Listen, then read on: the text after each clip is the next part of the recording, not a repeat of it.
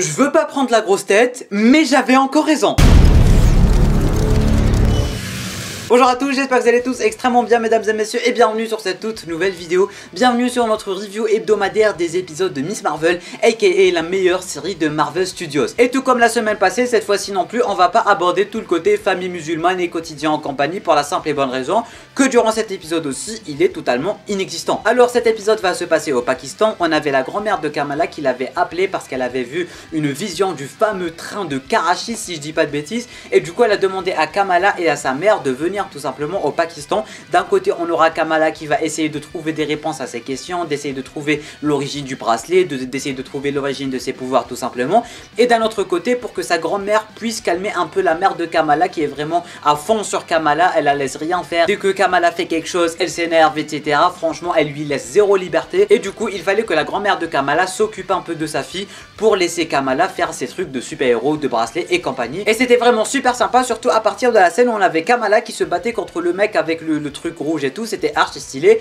Et là il a emmené vers leur Batcave, leur sanctuaire et tout. Et c'est ici qu'on a commencé à avoir pas mal de réponses à nos questions. Je veux pas prendre la grosse tête mais j'avais vu 90% de tout ça et ça fait extrêmement plaisir parce que oui, durant la précédente vidéo on avait parlé des djinns, on avait parlé de tout ça du côté musulman, mythologique et compagnie dans la vraie vie. Et on avait aussi parlé de la Syrie et comment la Syrie était en train d'entreposer tout ça, si je peux dire ça comme ça. Et du coup je vous avais dit que la Syrie avait uniquement utilisé le mot djinn et que le reste, bah il a aucun rapport avec la mythologie musulmane en général. Et du coup c'est durant cet épisode où on va se rendre compte que j'avais raison et que du coup oui, ils ont uniquement utilisé le nom djinn et qu'ils ont vraiment rien à voir avec les djinns de la mythologie musulmane et compagnie. N'empêche que j'avais encore raison sur un petit quelque chose. Oui, je vais prendre la grosse tête durant cette vidéo, ne vous inquiétez pas. Quand j'avais dit qu'ils vivaient dans ce monde là, sur cette planète Terre, mais que nous on peut pas les voir. Alors non, ils n'ont pas répondu sur le fait que eux ils peuvent nous voir ou pas, mais en tout cas on vit vraiment sur la même planète, mais juste il y avait en quelque sorte une fréquence différente pour que nous on puisse pas les voir et que eux potentiellement ils puissent pas nous voir tout simplement.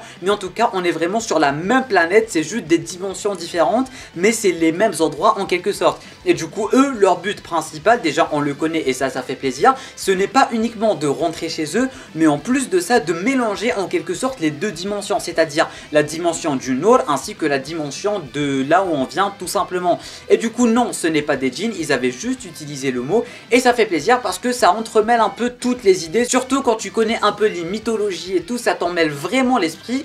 Et du coup là on avait pas mal de petites réponses ma foi plutôt sympathiques. Du coup on a la motivation des méchants, on sait d'où ils viennent, on sait d'où viennent à peu près leurs pouvoirs, on sait pourquoi Kamala peut utiliser ses pouvoirs ici. D'ailleurs on avait déjà eu cette réponse durant le précédent épisode en mode Kamala elle est née ici. Du coup tout son côté Noor et méta-humaine en général, il peut marcher sur Terre parce qu'elle a des gènes terrestres, enfin elle a des gènes d'ici. Bref, je pense que vous avez compris ce que j'essaie de vous dire. Kamala elle est née ici, du coup elle peut utiliser les pouvoirs du Nord contrairement à ceux qui sont nés là-bas, du coup ils peuvent pas les utiliser ici. Du coup Kamala c'est un peu une métisse en fait, d'un côté elle a des gènes de Nord et d'un côté elle a des gènes de ici tout simplement, et du coup elle peut utiliser ses pouvoirs que ça soit dans cette dimension ou dans l'autre dimension en général. Alors j'ai aussi l'impression que en ce qui concerne son costume de super-héros en général, le costume en fait il va se bâtir petit à petit, il va apparaître petit à petit. Bon délire où j'ai quelques théories en fait. Durant le précédent épisode on avait déjà le masque et il y avait Bruno qui lui avait donné le masque.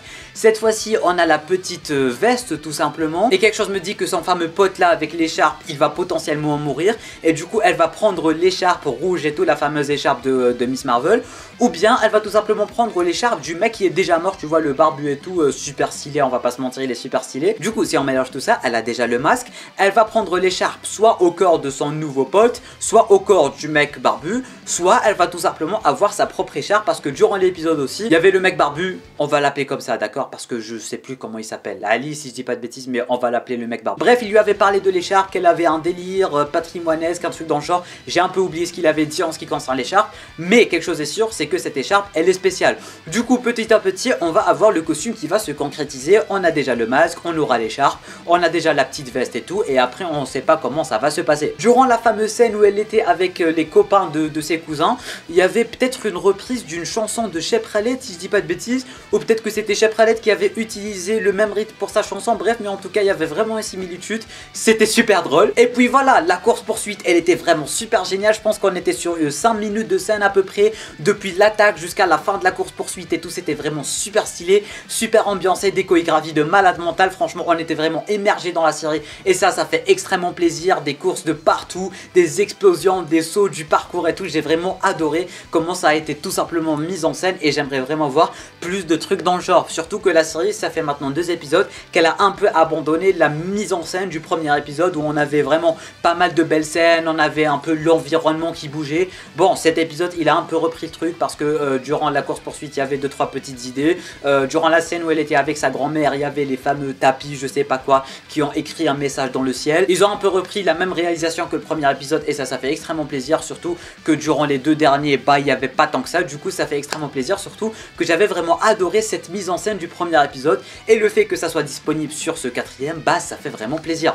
Du coup, en globalité, un épisode, ma foi, plutôt sympathique. On apprend bien plus de choses, que ça soit concernant le bracelet, concernant les pouvoirs de Kamala, concernant ses origines, concernant les jeans qui ne sont pas vraiment des jeans, du moins des genoux, le pluriel officiel, mais ça on s'en fout. Bref, c'était vraiment super cool. J'ai hâte de voir le prochain épisode, j'ai hâte de voir comment ça va se passer en général. Pour l'instant, contrairement aux 3 précédentes vidéos, je n'ai pas vraiment de théorie à vous proposer concernant le prochain épisode, mais avec un deuxième visionnage, peut-être que j'aurai quelque chose et du coup, je vais vous en faire une vidéo entièrement dédiée à des théories, à la suite. Bref, on va voir durant cette semaine. Merci à tous d'avoir regardé cette vidéo. Je compte sur vous pour me donner tous vos avis en bas dans les commentaires. Si vous avez des théories, si vous avez quelque chose à dire, c'est en bas en commentaire que ça se passe. Tu peux t'abonner à la chaîne YouTube ainsi qu'activer les notifications en cliquant juste ici. Tu peux regarder une autre vidéo en cliquant juste là. Et moi je te dis à très bientôt pour une toute nouvelle vidéo. C'était Namiat, portez-vous bien.